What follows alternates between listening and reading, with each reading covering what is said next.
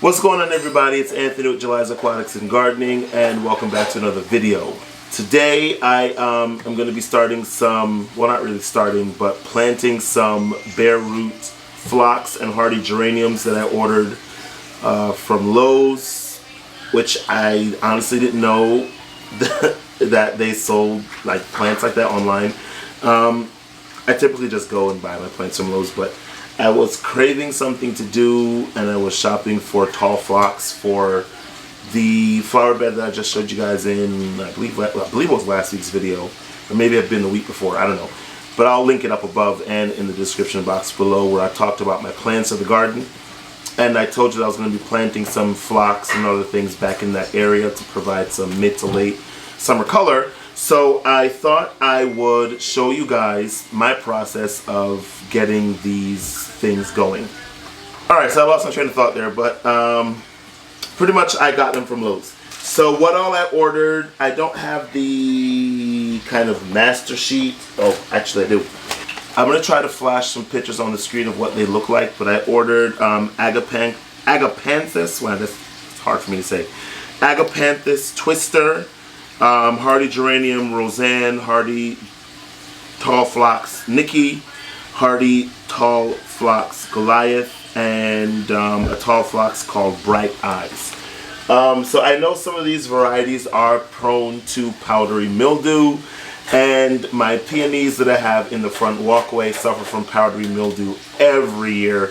So I'm aware of that going in, and we'll just do what we can to try to combat it.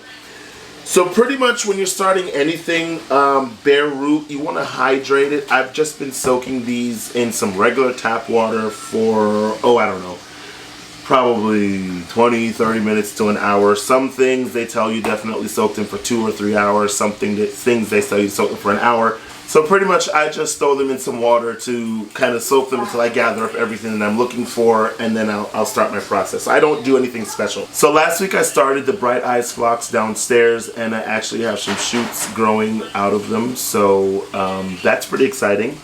And on some of these, new growth is already starting to emerge, so we're well ahead of the game.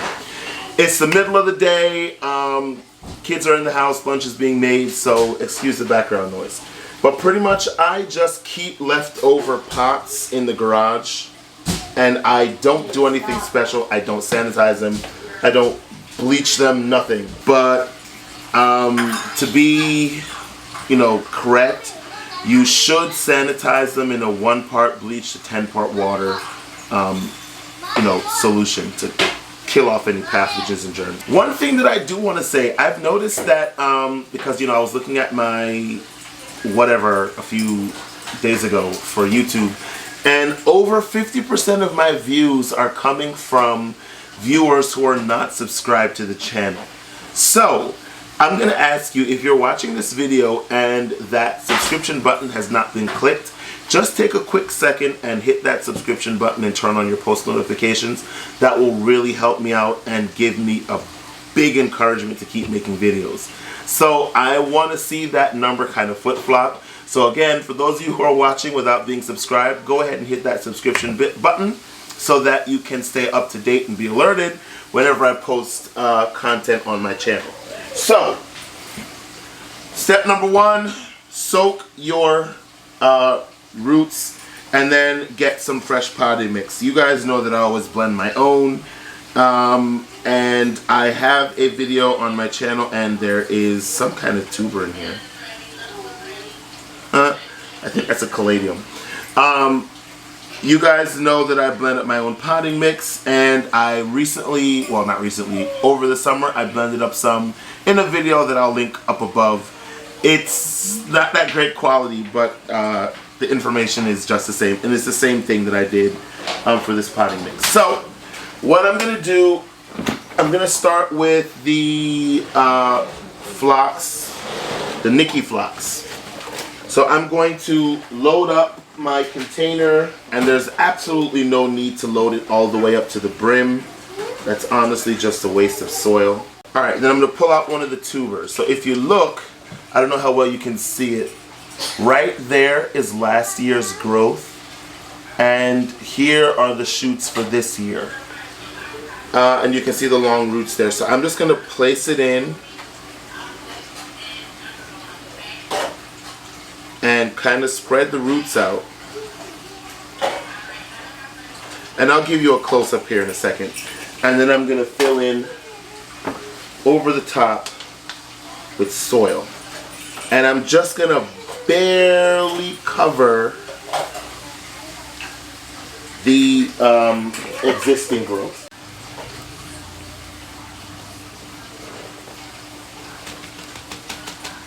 And I tap the sides.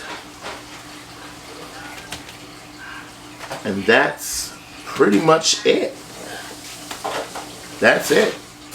So let me give you a close-up, and then I'm just going to whip through these, and then we'll take a look at the end. So again, I just put a couple of handfuls at the bottom, like so. Hopefully you can see that. So right there is last year's growth, new growth point, or old growth actually, and you can see the new growth coming up here. So that's how you want to plant it, with the old growth upward. So now I just hold it in the can like so. Hopefully you can see. And then I kind of just fill in and let the soil fall in around the roots as such. So that way I do little to no root damage, and the roots are able to be totally covered, and they suffer minimal damage. So as you can see, I cover it almost all completely. There's last year's old growth. Here's the new growth for this year. And I just tap the sides of the container to make sure the soil settles. And I cover the whole root by about a 1/4 inch. Now, when I water this in, the soil will settle, and then I'll be able to see if I need to add any more soil and how much I need to add. And then I'll stick it under a grow light, and within 2 to 3 days we should see new growth pushing out from the root. So I'm just gonna chug along here and get all of these potted up. And again, I forgot to add Osmocote. Typically I add Osmocote right to the root zone, so that way I can make sure that there's some good plant food in there. So I'm gonna make sure that I add some. Actually, I can just sprinkle some in now. But I typically like to add it, closer to the root zone, so that way I have some nutrients in there feeding my plant. So let's go.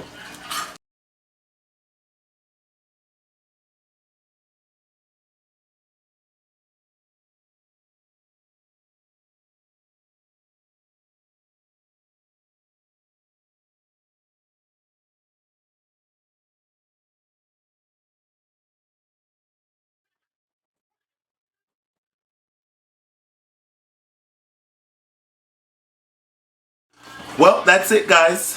I got them all done. And what I also did is, because I didn't have any plant tags, I wrote the name of the plant on the pot itself. So I ended up, well, they sent me, I ordered 5 of the Nikki Phlox, and I ended up with 1, 2, 3, 4, 5, 6, 7. I ordered 3 of the hardy geraniums, and then there was one little root that looked like it snapped off of another plant that had some hair roots growing on it. So I thought, I'm not out anything, I'll just pot it up in there, and if it takes off, it takes off. And also they sent me, I got 5 Goliath Phlox, 1, 2, 3, 4, 5. Got 5 exactly. So that's pretty much it, guys. So in order to recap, you want to remember to soak or hydrate your bare root plant before you get started. If there's a recommended hydration time or soaking time, an hour, 2 hours, 3 hours, follow the recommendations for that specific plant. And if there are no recommendations given, you can always Google it and go with what you find. I didn't do that with these. Again, I was pretty lazy today, and I just soaked them long enough to get all of my supplies together. Second thing, you want to use a really good potting mix. It doesn't, in my experience anyway, have to be a seed starting mix or anything super soft. You just want to make sure that it's light so that the roots can penetrate and grow easily. And then lastly, you want to water them in and put them in an area where they'll receive enough sunlight or undergrow lights in order to grow. And you don't want them to grow kind of lanky and scraggly. You want them to grow thick, full, bushy plants. What I'm going to do most likely, especially with the phlox, is once I see them get to a certain height in inches, I'm going to cut them back. So that way I promote better branching, better rooting, and that way I can delay the bloom time a little bit later, because I don't want these to bloom in the spring or early summer. I want to save this color for midsummer to late summer. And also hopefully by doing that I can combat some of the powdery mildew issues that I'm thinking that these are going to get. Anyway, thanks for hanging out with me today, guys. I hope you enjoyed the video. I hope you learned something. And if you have any suggestions for me, you know, doing these kind of bare root plantings, please leave them in the comments below. I do have one more box of stuff coming from Lowe's that I'm going to be planting up. So any tips, tricks, and hints, suggestions are greatly appreciated. Again, really appreciate you hanging out with me today. Thanks for watching the video, and I will see you in the next one. Take care, guys. Oh, and remember, in all things, give thanks. Take care, guys.